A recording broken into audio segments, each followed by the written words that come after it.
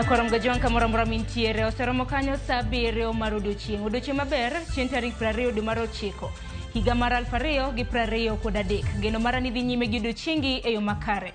Kokamano machiegni e mesa mar weche manyien mago mag migago. Kamokwongo wayud weche mawamiyo pek. If you serve the people of Kenya, those are your bosses, they are your employers. Dignify them by the way you address them. Even when there are challenges, remain calm and steady. Jalub jatend piny Kenya Rigathi Gachagua onyiso jotije mag piny owacho mondo rit lewgi kendo gidew jopiny e weche mag ikiro. Jogo matiyo e kar iko ringre malang'ata buore Nairobi obago ng'anyo ka gikwedo deko mar osara margi. Wafres wamekuja wamesema ati hii ni shamba yao. Na kuna wandugu zangu na wamama zangu wamesa siku hapa kwa shamba hii. Sasa nitapeleka watu wapi? Jodak mama Kalda e Nyatike okwedo piny owacho kumyango lopgi maromo eka 6,000 e bungu kagi wacho ni ne okonywak pachgi e wachno.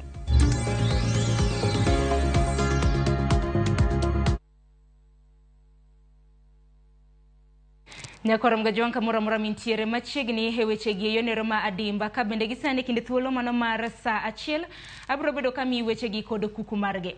Adaro mar mondo mi wachak kod maundu ma bende notimore e county mano Malamu kama jatend piny Kenya William Ruto oketo koke mano kata mnako pogre gi manya Nyakorom gajuan wabro bedo kwami e kinde thuolo mabiro. Kata kamano Ruto ma bende jatend piny Kenya oketo koke e winjruok kod kambi maloso nyamburko mano mating'o jowuoth matiyo kod teko sitima e okang' ma bende biro miyo Kenya thuolo mar yudo nyamburko go. Ruto kod jatatije mano mar Millennium Challenge Corporation mong'ere kaka Alice Bright owinjore ni kambino biro chiwo omenda maromo $8 billion mabiro nyiewo nyamburko mag ting'o jowuoth e boma ma Nairobi. Jotelo ariyogo ne oromo e boma ma New York kama Ruto nopuoyo kenge ma Kenya goyo e tiyo kod nyamburko ma ok keth alwora kaka matiyo kod teko mag stima. Mobility around Nairobi is something that is very important to us. You know, Nairobi has 5 million people during the day and 4 million at night. So there's a whole 1 million people who come in and out of Nairobi every day. That poses a very significant challenge on the transport infrastructure. So apart from the matatu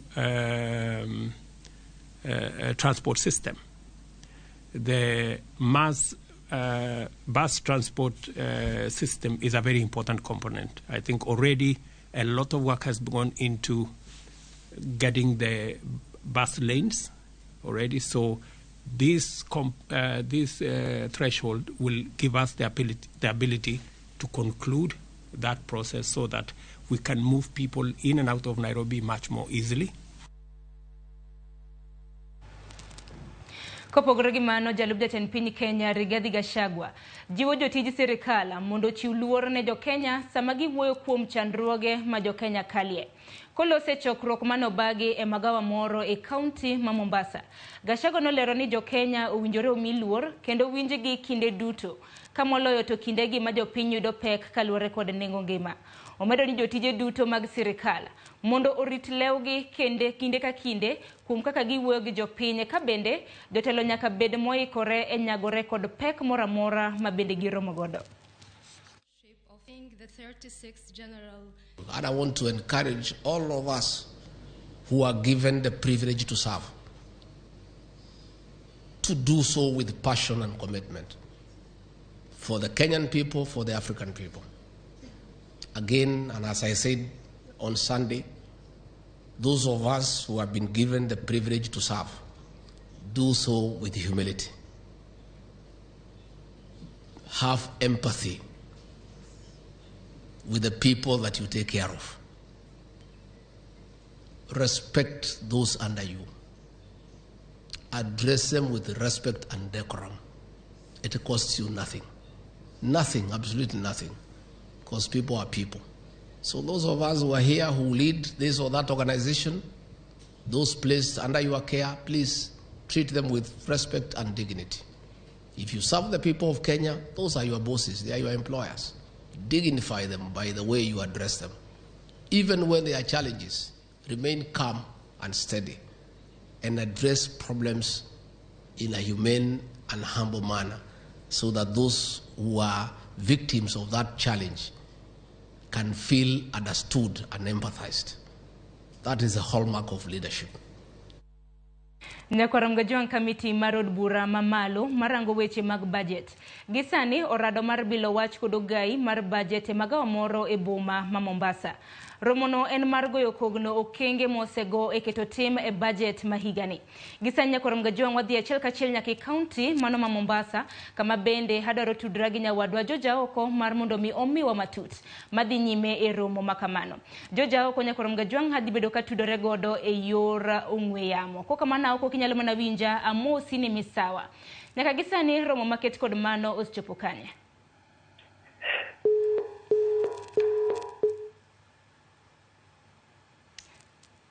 Nyakoram gajuang waida chidnade mar tudre kod jafombo marwa Joja oko kata kamano kotenre koda ong'we yamo wabro bedo kwa tudre kode e kinde thuolo mabiro mar mondo mi onyiswa ni romo mano mar kamiti marod bura mamalo marango weche mag budget osechopo gikanye.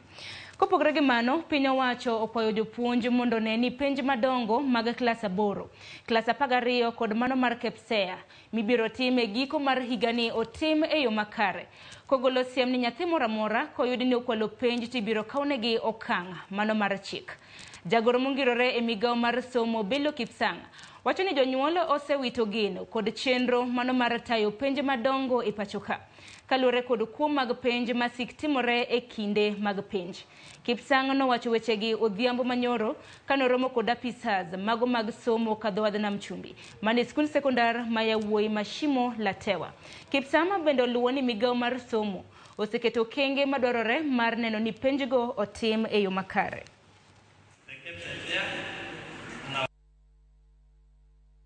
Today we are here to ask ourselves and reflect what have we done in the last 9 months as we end September, and what do we want to do in the next 3 months as we go into examination period.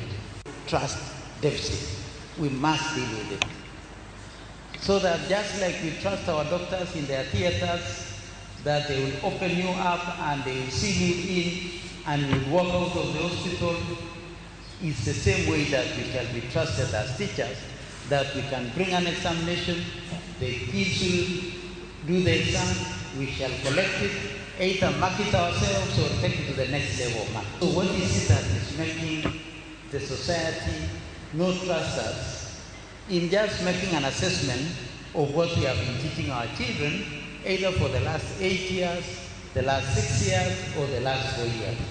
I think we need to ask ourselves as professionals, as teachers, that what changes in that last 1 month?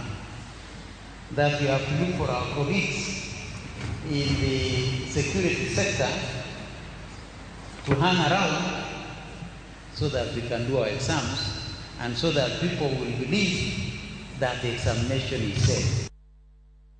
Nyakoram gajuang kopogore gi weche mag somo makamana doge wach mabende na mi motelo kama kamiti marod bura mamalo marango weche mag budget gisani orado mar bilo wach kodogai mar budget magawa moro e boma ma Mombasa. Romono en mar goyo kogno kenge mosego e keto tim budget mano mahigani. Gisani nyakoram gajuang hadhi bedo ka tudra gi jafombo marwa e county mano ma Mombasa kokalo e yor ong'we yamo. George Aoko hamusi ni misawa nyaka gisani romo makamano oschopo kanye. Erokamano ahinya, awinji maber kendo en romo mapod dhi nyime, en romo manochakore gokinyi kumana kaka wacheno komiti marango weche mag budget sani obedo kata dayo to budget controller mano mag Nyakang'o mar winjane to weche budget dhi nade e pachoka. Achiel kuom gigo manyiedhore e romo makamae en ni chiegni kwan omuom maromo bilion 10 ikone osepuodhi kendo nego bed ni itero e bade migepe mopogore opogore mag piny owacho. To kata kamano wacho ni kata obedo ni osepuodh omuom makamagi pok ochiw nikech ikoni piny owacho onge gomuom manyalo miyo chwal e bede migepe mopogore makamago mar tayo chenro makamagi.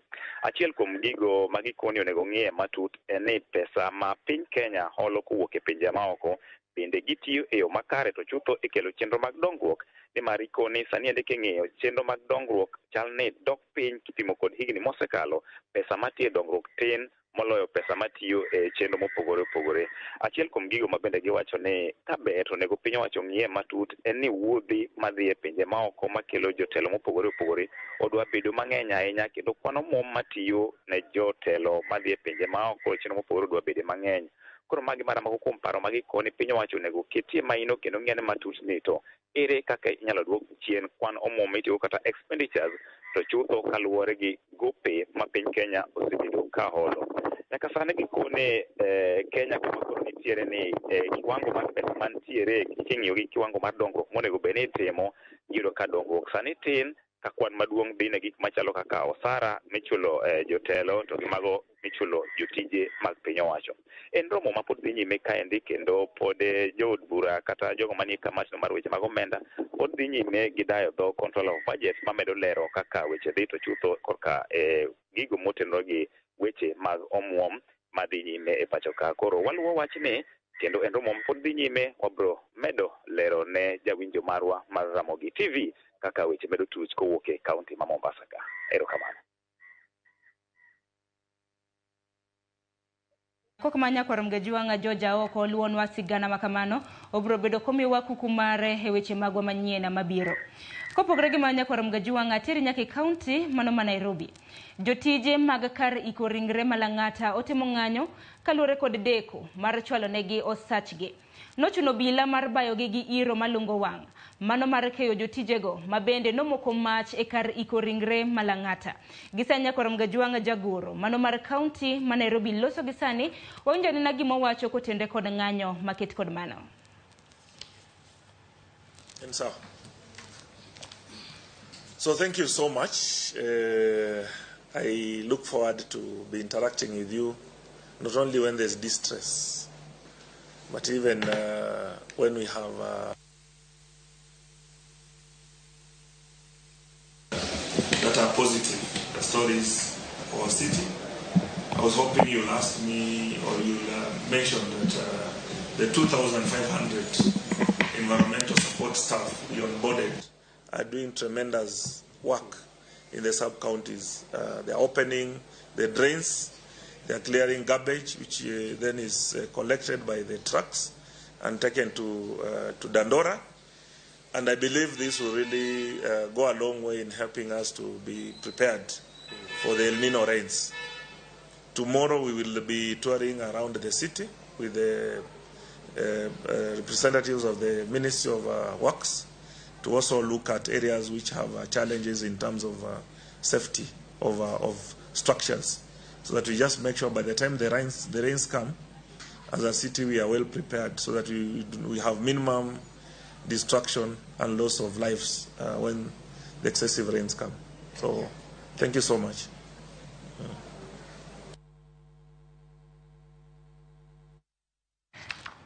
Nyakoram gajuang mono jagoro he kaunti ma Nairobi mabende naloso kanyo motela hinya kaluwore kod ng'anyo mago mag jotije mabende osebedo katiyo Lang'ata Cemetery. Kokamano wach makamano bende waluoni wabiro bedo kwa migi kuku mare kama ng'anyo makamano bende osechope. Kopogore gi mano doho mapacho ka ndikoro dhi chako tiyo gi teko mar sola mar tayo chenro mare gi okang' mokwongo mar chenro ni giseketo tenge omenda maromo siling milion 40. Komishona mar doho Evelyn Olwande owacho ni doho mapacho kaendi onge kod generator mabende gitiyo godo ponono ni stima olala. Komedo wacho ni lal mar stima rocho chenro mag doho. Omedo ni budget mabalang gidhi kwayo omenda mar siling milion 100 mabende idhi ti godo e keto sola e doho mapacho ka.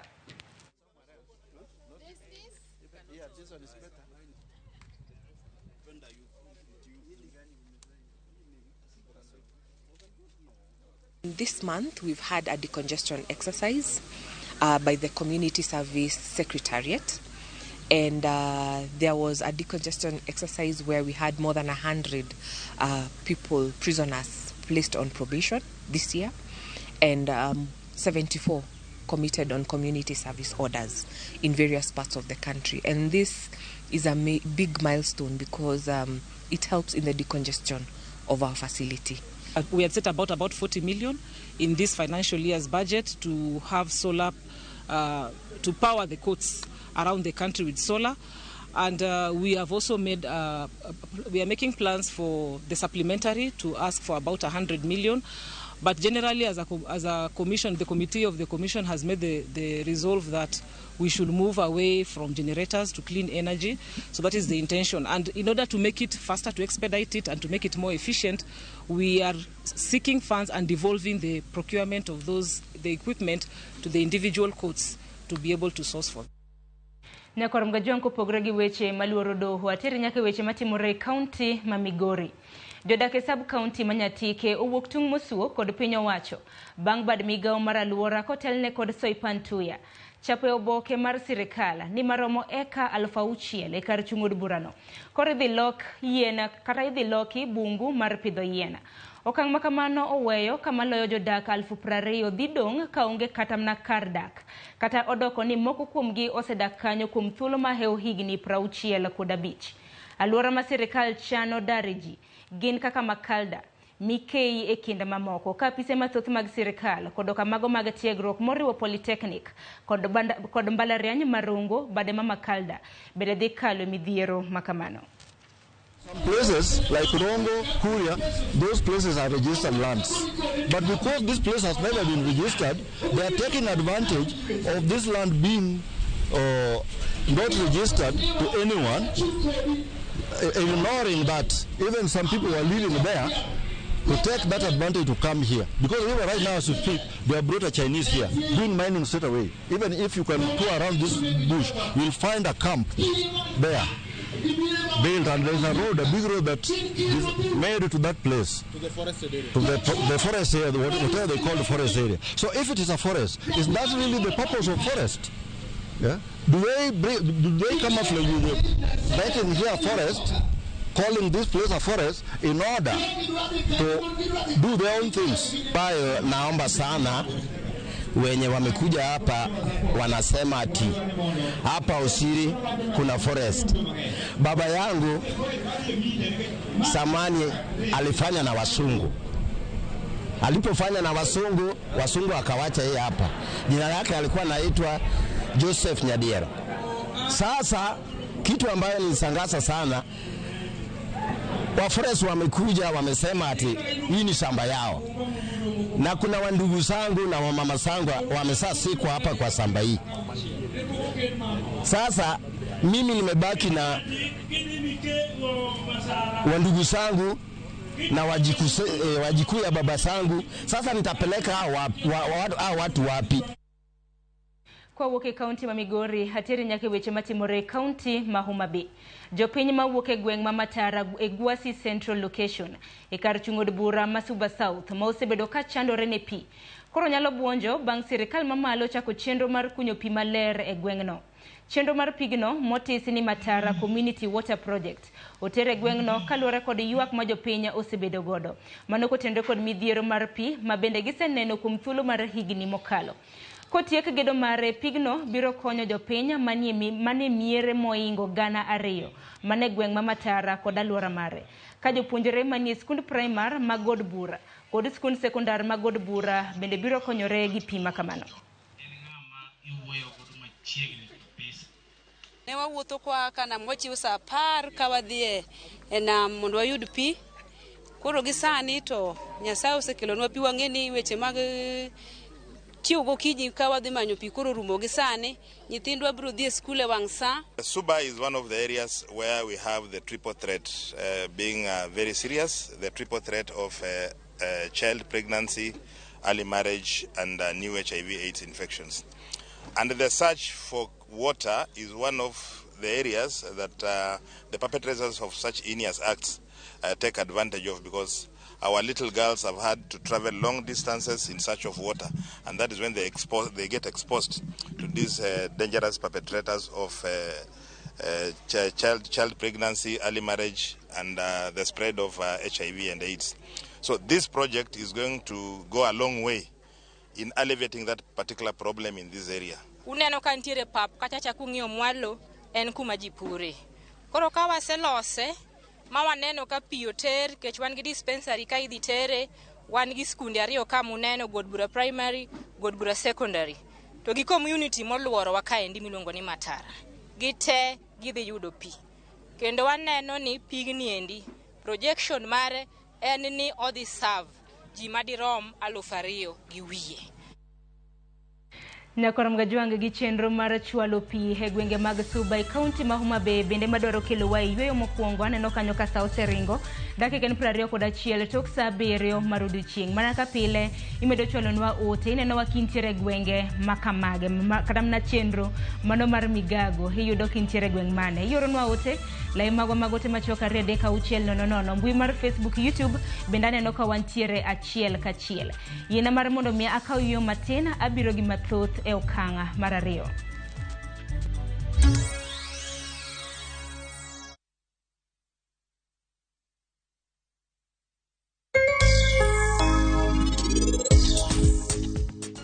An nyaka chope duon doho kawuone wang' sa. Nyaka tim gimoro amora kare Sarab Jit.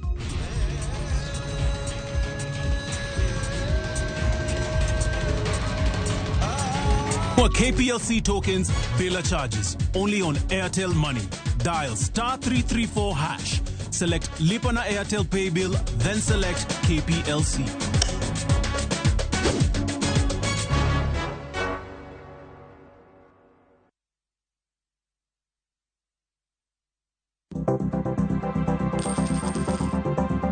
Mondo mi ikungo omenda e yo mayot kendo e yo mowinjore, onego ibed kod paro mar kungo dwe ka dwe, juma ka juma, kata odiechieng' kodiechieng'.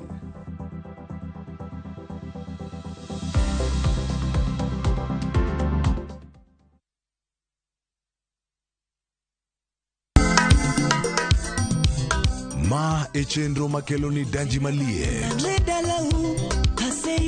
Kik od belo bai. Wakelo ni be. Ango mirito. Aliye juu. Fuata. Ma e chenro makelo ni duond yawuoto nagi. Apuro puoth ngima, apuro puoth poetry bende, apidho kodhi. Duond mine. Mine nyalo. Kod ohala. Ng'at mochako ohala nikech ng'ane no ochako. Gino gi bimbo. Mbak ndalo. Wuoyo go ganda mar onagi. Kajiwo gi kik gibedi gi luoro. Kod Stella Brenda, Lynn Ramogi. Kod DJ Kolo. Wuok tich nyaka tich abich, sa 8 odiechieng' nyaka sa 10 odhiambo. Mane Ramogi TV.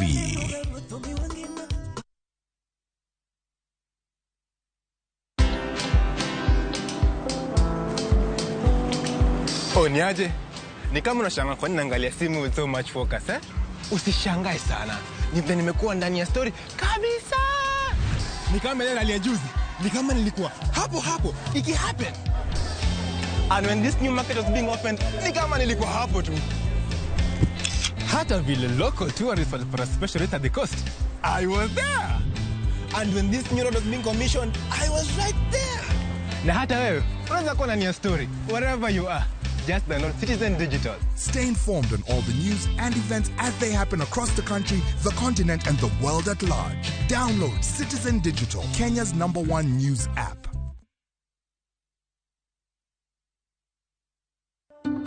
Candace, what's that? I brought you a small bonus. Bonus for what? You got us 299 family dinners, 64 kisses on the cheek, 12 road trips to see grandma, 42 jokes from daddy, 49 laughs from mommy. In over 60 years of dealing with numbers, we've learned that the numbers that matter the most to you are the ones that matter the most to us. NCBA Bank. Go for it.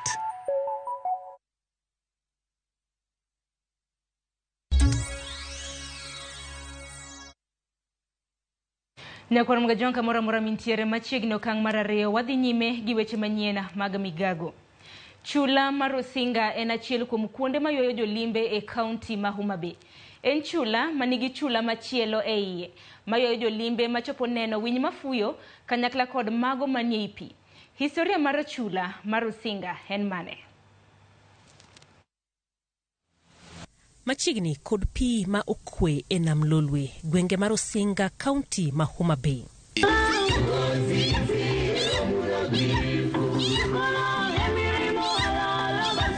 Lwasi makae en mano maywayo kendo lombo wang' ka bende jower kod jomiel rwaki e chula mar Osinga. E chula ni nitiere chula machielo mong'ere ahinya kaka chula mar Winy. Ji chopo kae koa maboyo mar yweyo. Kae ne gisigana mare kwa kuom josuba ma Uganda. Laktar Silvary Ochola, jalonye weche historia, leroa. Specifically to Buganda, and we visited the kingdom, the I don't know special name they give it, where Kabaka and his wives lived. There we got people who gave us the clans of Baganda and their totems. And that is where we got our Suba origin as Abakunta.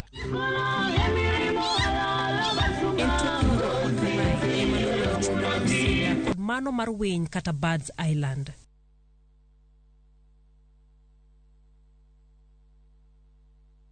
Na ziko katikati, hakuna island ingine karibu. Kwa hivyo ndege ambazo zinaenda huku zinaenda kuzaa.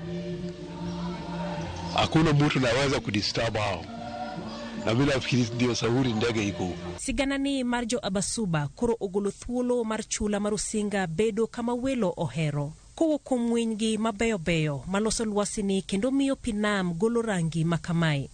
Thoth joma chopo kae timo mar manyo ber kama giywe wengegi kod kaw yamo maler ka giwuok ka ging'eyo historia mar gweng'ni. Jailieta, Ramogi TV. Nyakorom gajuang mano sigana mano mar chula mar Osinga, chula mabendo sibedo kayo jolimbe e kaunti mano ma Homa Bay, sigana mabendo kelnwa kanyo kod Jailieta. Kopogore gi mano nyakorom gajuang atiri nyaka e kaunti mano Mabungoma. E kaunti Mabungoma, familia moro e gwenge mano Makibochi e kar chung'od bura mano Mabungoma. Bende gisani dwaro mar mondo mimigawo mochung'ne weche mag thieth e kaunti no ochiw ler e wi kama nyathigi mano nyuol chieng' ngeso nitiere. Bang' lakteche nyiso gini nyathino ne owito ngimane. Familia no kotelnegi gi Joseph Mugai ma en wuon nyathino. Wacho ni min nyathino ma wuoyino nonyuol chieng' ngeso sa 1 kata mana sa 4 okinyi. Eka bang'e pache ne olal. To kane pache duogo bang' seche buora, ne onyise ni nyathine ne owito ngimane. Sani koro ok ging'eyo adiera e wi wach nyathigi bang' apisas mag okwach kich chopo dalagi chieng' tich 2 kendo lodho nyathino e lowo ka giwacho ni ne giyudo chik mar doho mondo gigol nyathino kendo gitimne pim mar DNA. Waonje ne kana gilosi. Walikuja na mwili, nilipokea mwili kama mchukuu wangu. Nikampokea mimi nikashughulikia juu nilikuwa na wazee nimewaambia nisaidieni hii mwili tuzike, na tukazika mwili. Baada tuje kumaliza kuzika mwili na tunapata tena simu inatoka Webuye kwa hospitali eti kwamba tumezika mtoto wa wenyewe si wetu. Hasa katika hiyo hali kawa wanasema tupeleke hospitali, na mimi nikakataa. Tunazika mtoto tena huku tena si hospitali. Walikuwa tuna akili ya kujua huyu ni huyu na huyu ni wa fulani.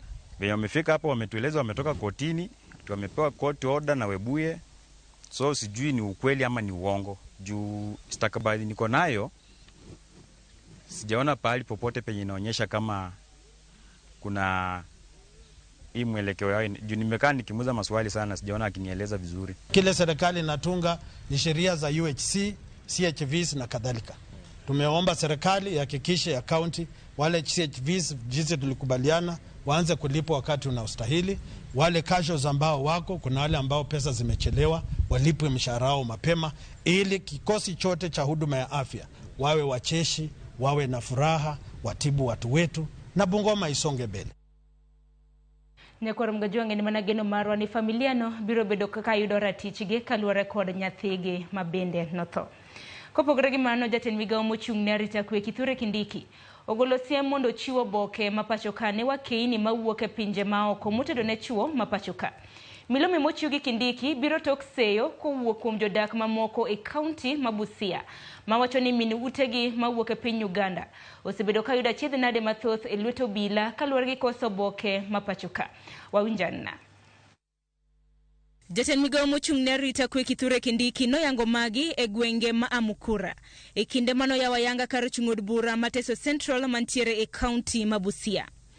Kar chung'od bura Mateso Central ochuogi kowuok Teso South gi Teso North kendo biro bedo gi wards moriwo Amukura Central, Amukura West kachiel kod Amukura East. Okang' mabiro chwalo county ma Busia bedo gi kar chung'od bura 8.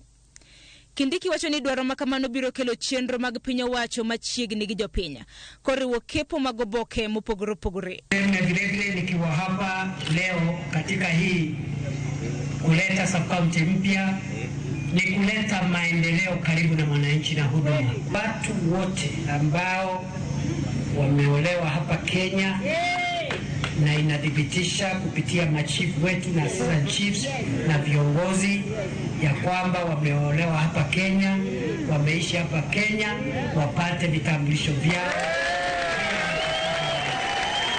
Kindiki notiyo gi thuolo makamano kojiwo jopiny modak e tong' mar Kenya nobiro neno ni fungruok oyudore negi machiegni mano mar tieko achiedh nade mar dhugruok mar nyamburko mosebedo katimo wuodhe maboyo kaluwore ni chenro mar yaro apaya osechako. Inapaswa isaidie uchumi wa sehemu hii. Nimeona kuna msongamano mkubwa wa magari pale na hiyo inatatiza biashara hapa. Kwa hivyo mimi nikitoka hapa naenda kusukuma kuharakishwa kwa kupanuaji wa barabara kuu. Ya kwanza ni ile inatoka Eldoret Bungoma kwenda Malaba na vile vile ile ingine ya kutoka pale Kisumu kwenda mpaka Busia. Iwe ni barabara dual carriageway. Ndio magari iwe inapita haraka na kusiwe na ajali nyingi za barabarani kwa sababu malori yamesongamana na kabarabara kamewachwa mahali pembamba. Kaluwore gi dwaro mar chuogo kar chung'od bura manyienno, jaod bura Mateso South Mary Emasi ochwalo ote ne piny owacho mondo ger apise mag piny owacho e gwengego. Hii ofisi ya DC ilijengwa ikiitwa wakati huo ilikuwa ni Mateso South kama tuko na district moja. Unajua sasa tutarudi kukuomba pesa tujenge district headquarter ya Teso South sasa. Sababu sasa Teso South imekuwa kama ndio mtoto mpya. Ile hali hii ndio mpya imenyang'anya mama yake nyumba.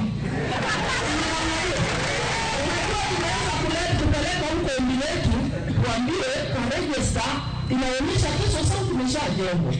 Lakini sasa mtoto imenyang'anya mama nyumba. Korka kore jaod bura Mateso North Oku Kaunya opoyo piny owacho kuom yango kar chung'od bura machielo. Ojiwo piny owacho mondo chug county manyien mar Teso kaluwore ni osejwangi kuom thuolo malach. Hakuna tangu independence Mteso amewahi kuwa waziri. Hakuna hata mmoja amewahi kuwa ambassador. Hatujisikii tuko ndani. Kopogore gi mano, jalup gavana e county ma Busia Arthur Odera dwaro mondo piny owacho ober chal mar uchumi ne jodak e county ma Busia kaluwore ni gidak e tong'. Sisi tunazuia shida ambayo inaweza kuingia Kenya hapa. Hii strip yetu tunaita Busia County. Tunakinga Kenya. Kwa hivyo nchi zingine nimeona the best way kuhakikisha kwamba kuna security kwa border is to uplift the economy of border people. Ndio wasiweze kufanyiwa mambo mabaya, wasiweze kununuliwa na mtu, wao ndio security, frontline security number 1 ni sisi watu wa border. Apise maka chung'od bura Mateso Central kata kamano ibiger e gwenge ma Amukura. Sharon Ongao, Ramogi TV. Nyakor mgajwanga podwane county mano mabusia eni riwruok mar Red Cross komakore gi duol mar ute fwambo mapacho ka MCK. Ochako timo tiegruok ne jofwambo e wi okenge mag rakore gi koth mar El Nino ma bende igeno chwe mare kochakore dwe manyien. Jakom mar Red Cross e county ma Busia Rafael Emusala lero ni dwaro nitiere mar tiego oganda bedo akicha gi masira ma apuya. Apisa mar MCK alwora ma imbo mar piny Kenya Evan Steady ojiwo jofwambo mar bedo e ongala manyime mar reso oganda. Jofwambo mano yuoro e chenro no olero ni giyudo tiegruok moromo mar konyogi e rakruok kod El Nino. Od bura mabudalangi gi Teso mano ma milambo gina achiel kuom gwenge makale midhiero e kinde koth e county ma Busia. Tumejumuika na wenzetu who are our partners ambao wametusupport katika hii kazi ya kutrain wanahabari na sio tu wanahabari peke yao ndio tumekuwa tukitrain watu mpaka kule mashinani, stakeholders in preparation for disasters. Na leo tumejumuika hapa Busia ili kuwahamasisha waandishi wa habari kuhusiana na masuala ya usalama wao. Tunaangalia mambo ya first aid kwa sababu tunajua wanahabari mara nyingi wanakumbana na mambo ya emergencies, wanaenda kukaba hizo stories kule nje. Kwa hivyo kando na kupiga picha, kando na kupata story nini imefanyika, pia tunataka kuwahamasisha ni vipi wanaweza saidia wenzao ambao wanaweza kuwa wameathirika. Kwa hiyo sasa hizi tunazungumzia mambo ya El Nino. Kwa hivyo tunataka kuwahamasisha wanahabari ili wawe tayari kwa hayo majukumu. Unaweza itwa kwamba kuna ajali imefanyika mahali, unaenda pale pengine kuona kwamba unachukua habari, lakini kumbe ni vyema hata wewe uhusike kwa kuokoa uhai.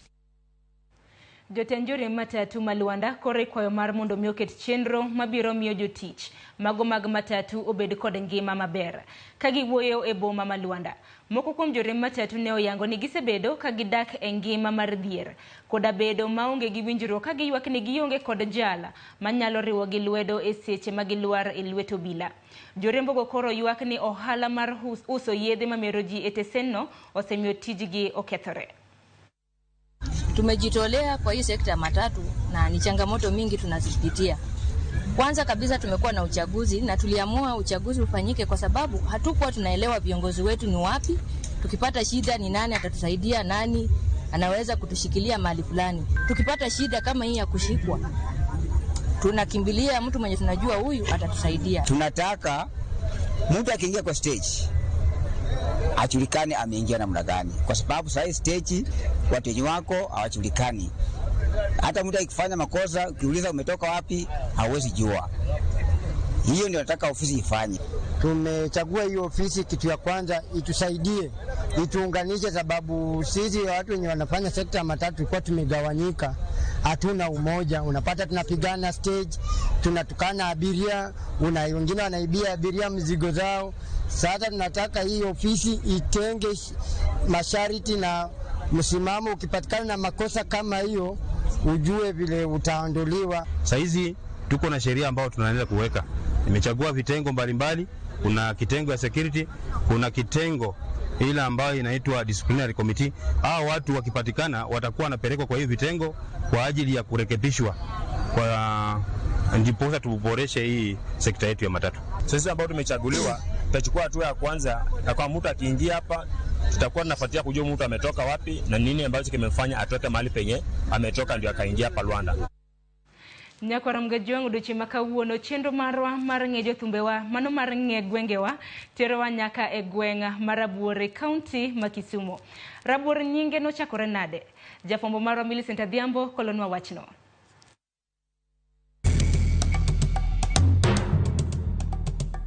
Ramogi en tich ariyo manyien ma bende achakaruaki e chenro mar nge gwengewa ka bende wachakwa dok nyaka county ma Kisumu kuma wan e gweng ma ong'ere kaka Rabuor ma kiagi Ahero to ikalo centers adek kama oting'o Lela, Korowe, Nambokana kasichopo Rabuor. To kiagi Kisumu Ramogi tibro kalo Nyamasaria Molem, tikalo kamoro ni Buoye, kastikalo kamoro ne Alendu, kastichopo Rabuor. To bende sama in kata nyamburko ni moro kai kalo kata kibiro Kisumu kata kia Kisumu kidhi Ahero be isepenjori kikalo kamiluongo ni Rabuor ni tang'o mademi jogi tiskae ni Rabuor machiegni.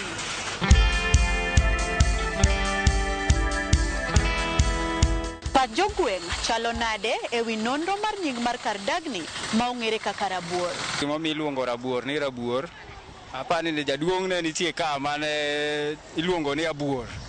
Ne en jaduong' mane lando kabisa kendo ne dende yom. Koro mane omiyo jodongo noneno mondo mi luonge ni ochake ni Rabuor. Omiyo ochak nyaka Rabuor sekondari ni ka. So chak chiro bende ne piny ka. Kano chakore ne nitie jaduong' moro ma iluongo no Buor. Koro Buor ni ochako loko kende gi jomoko ema nomiyo nyingno noduogo ng'iyo no Buor. Nodhi adhiya kamano kane pod chiro tin to jali noniano dhi mbele ne gi kinda nomiyo chichwa ni noger. Koro nyinge ne ema nomiyo dhi adhiya kamano ma nyinge nong'iyo ni Rabuor. Ne nitiere jaduong' moro miluongo no Buor. ema nobiro kanodak Rabuor ka. Jaduong' ni kanodak Rabuor ka, en ema nomiyo nying mar Rabuor kar kaendi ochakore ni Rabuor. E higni mamoko mosekalo chien, higni 62 gini, emomiyo kar ka iluongo ni Rabuor. Mondo wayud adieri ewi ler mar nono mar nying mar gweng' mar Rabuor, wachopo nyaka e par Jaduong' James Oyobudu, ma bende wadwa mbeko godo mondo opimnwa matut kotenore kod nying mar gweng' mar Rabuor. Rabuor en chief kambi mar Amemo. Amemo kosegero chief kambi kanyo, to koro ema ochakie Uyo koro ochako kaminege dhok. Ratil pok obiro, nyithindo dhi chuto ring'o kaminego Rabuor. Mas Rabuor koro ema nyinge Rabuor. Nikech Amemo ochake Rabuor ka Rabuor mane waaye Gulu ni Uganda.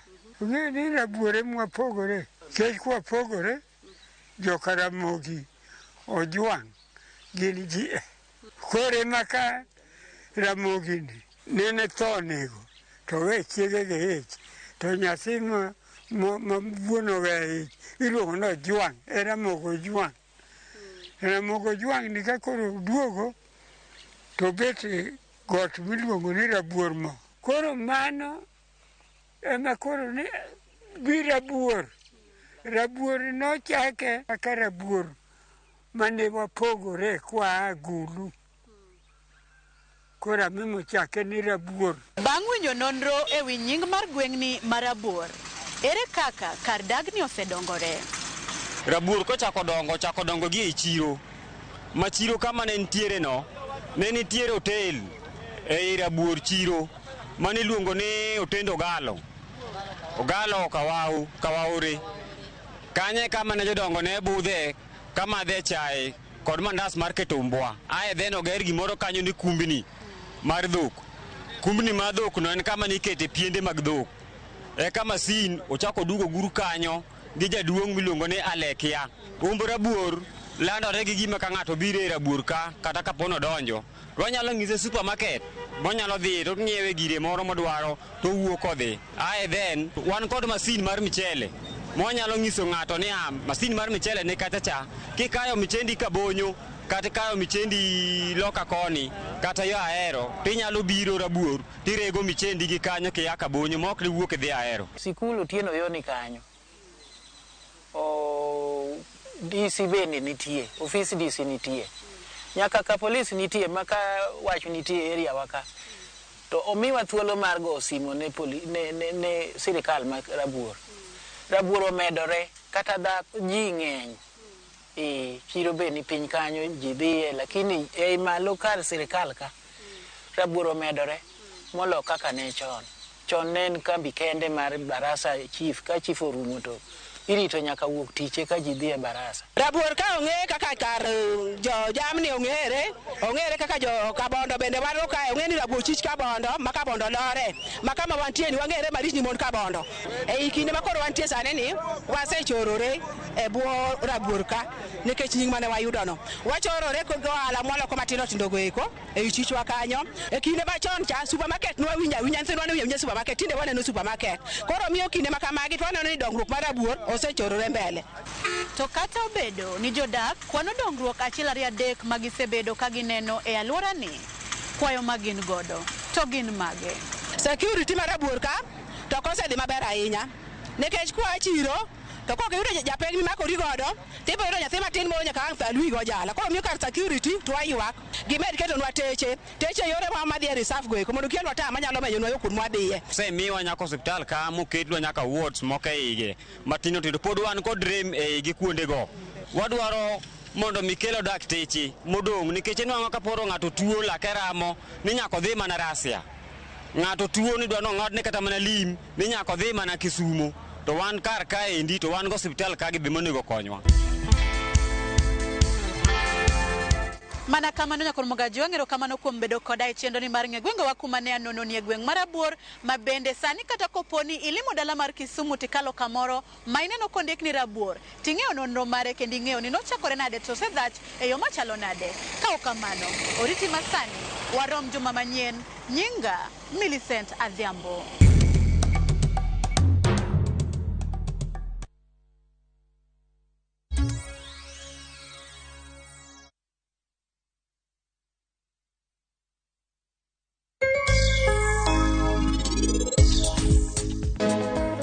Rabonda nuka pure kota eka nika pure maber tayute molo kana yudo podoma e podo mar kota ne aka. Rabuon ok dwar tich mang'eny. En spacing mare kind tuta gi tuta en mita achiel. Koro wasebedo kwa puro rabuon, ma rabuon ni mine masani ohero merry-go round. Rabuon nyalo mi chopi merry-go round mapiyo piyo.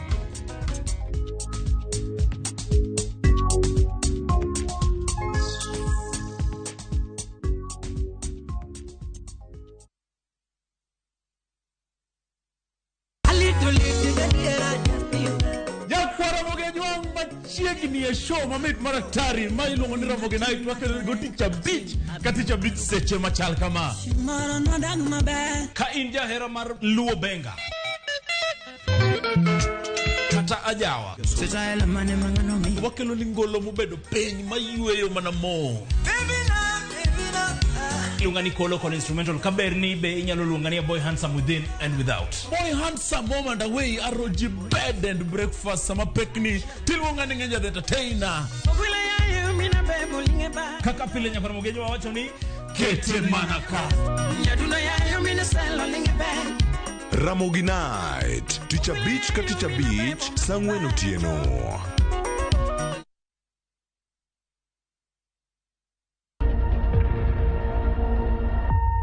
Obed pau siasa, ohala, telo, thieth, jiwo ratich oganda, kata mana somo. Ka onge jiwruok e kindwa to okwabi bet. Ng'ama miyo, duonde kata tekone, nyisore e okang' mamalo. Dhowa ni can do so much. Wuogi ng'ama nyalo wuoyo go man network ni. Kamora mora ma intie pachoka. Mine osekelo dongruok mathoth e pewe magimako, kendo lony margi kelo lokruok mathoth. Asementa ji moromo kendo I'm very proud of that. Winj lony, jip kod puonj magichiwo. Gimoro amora midwa timo tim gi tekoni te gi chunyi te nikech mano kende e yo minyalo dongo godo motegno. Ngeso ka ngeso e chenro mar Mine Wacho kod Jaelieta. Wekelea na shabiki kaende. Kabisa. Kaende. Naitwa Onesmus Mwangi Moshina. Nakuru mimi ni mwanabiashara, huwa nauza nguo. Okay. Hii simu nilipigwa niko kwa kinyozi. Kidogo pokea simu, wewe ndio mshindi. Mbaka hata jamaa wa kinyozi kwanza akaacha kuninyoa kwanza asikize nini inaendelea. Nilipata game 10 out of 13. Bahati leo imeniangukia, siku hiyo nyingine ni wewe. Pesa hizi nitazitumia katika biashara ambayo mimi hufanya ya kuuza nguo. Wekelea na 50 bob pekee for a chance ya kuomoka na 500k. Lazima kaende, yende kila wiki. Play responsibly. Betting can be addictive. Not recommended for the persons under the age of 18. Authorized by BCLB number 587.